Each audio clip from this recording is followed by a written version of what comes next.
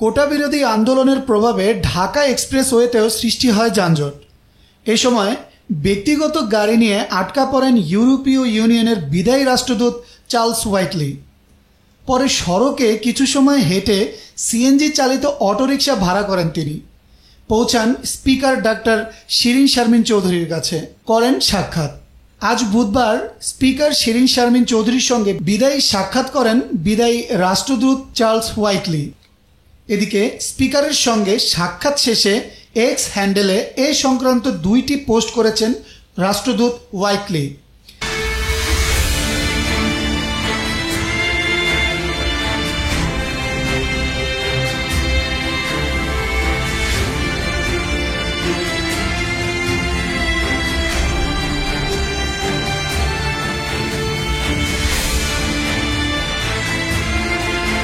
একটি video post করে তিনি লিখেছেন, প্রতিবাদের কারণে আমরা এক্সপ্রেসওয়েতে গাড়িটি ছেড়ে দিয়েছিলাম এবং অটোরিকশার মাধ্যমে স্পিকারের সঙ্গে সাক্ষাৎ করেছি।